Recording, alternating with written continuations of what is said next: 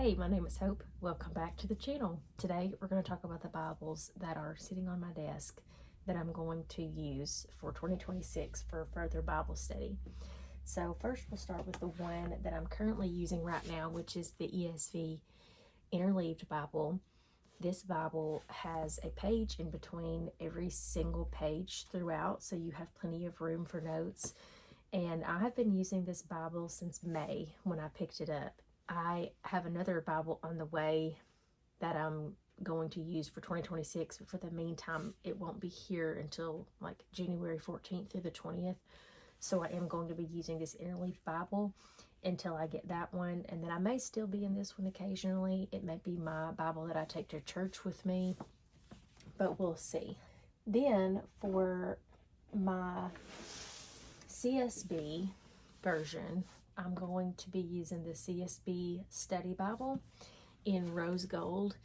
It is so pretty, and I have tabs on this one. This is the only Bible that I have with tabs. I'm not usually a tab person, and it also has gold gilding on the edges or on the edge of the page, and it actually doesn't clash at all. It looks beautiful. The rose gold is, the tabs are sort of in between a rose gold and a gold, so it looks awesome.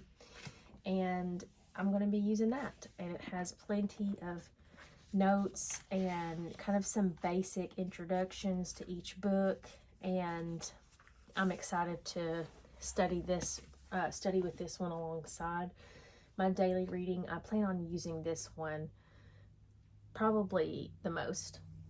Then next is a very gigantic Bible that I have had for over a year now and have used occasionally, but really wanted to pull this one out and use a lot more frequently this year. This is the Reformation Study Bible, and this is in the ESV.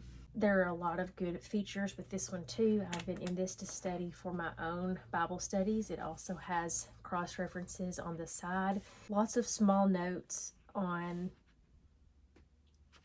phrases and clauses, things that may not be immediately understandable. There's also some notes and things like history of interpretation on books, literary features, characteristics, and primary themes. So, and as I'm flipping through this, you can kind of see the layout of this Bible. This is a single column Bible, which I think is what makes it so gigantic. And I'm excited to get into this one as well. Not any color in this one as in the CSB Study Bible, but still very helpful and useful. Has a little bit of kind of on every other page a map or two, but I'm not really a map person either. That's something that I want to utilize a little bit more. Then for my next translation I'm planning on using is the NET Large Print Thin Line Art Edition Bible. Super pretty. So this is the New English translation, and this is by Thomas Nelson. This is a double column. It does not have references, cross references in it, but that's okay because I just wanted something very simple.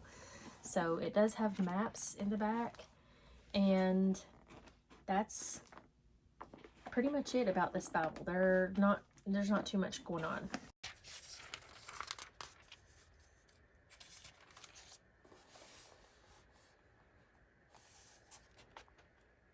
Then for the KJV version, I'm using this absolutely stunning study Bible that I think was recently released. If I'm not mistaken, I think it was like 2020, which is pretty recent.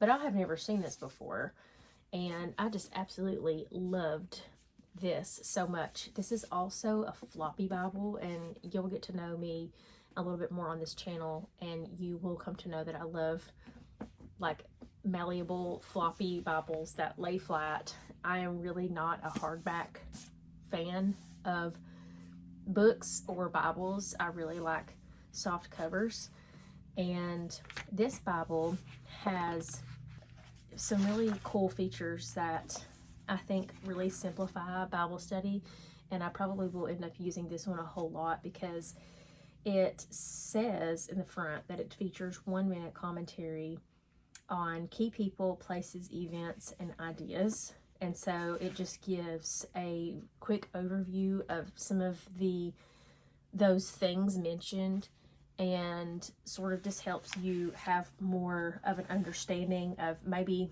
idioms and, you know, language that is not particularly accessible to the Western mind, and it just breaks those down briefly and in a way that will help you to grasp the text a little bit deeper. This is definitely not an in-depth study Bible, I would say, but it does allow for there to be topical study that I think will be encouraging, because you don't have to dedicate so much time to it, but you are going a little bit further, one step further. And then this Bible also features a reading plan on each page and a very, very brief introduction of each book. It also has a concordance and a little bit further information on people and places in the back as well. So I'm excited to use that. And then this is my prayer Bible. I just started this prayer Bible probably a week ago or a couple of weeks ago at this point.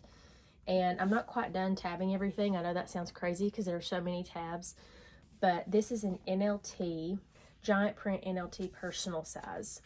So when I do my 2027 prayer Bible, I'm not planning on changing this right now. I will probably use a compact Bible because this one is a little bit cumbersome, and I have had it in my purse before and it is really heavy. So just keep that in mind if you want to do a prayer Bible. If you're going to be taking it with you, I would probably recommend bringing a Bible or putting your prayer Bible in a Bible that's smaller. Although this is, you know, significantly smaller than, you know, my Reformation study Bible. It is still pretty big to lug around, and it's going to probably sit on my desk unless I know that I'm leaving to go somewhere, then I will take it with me. So that is my Bible stack for 2026. It may rotate, it may change, but I'm going to try the system out and see how it works. So as far as how I'm going to use each of these Bibles, I'm planning on reading the Bible much more slowly this year. I do not follow a Bible reading plan.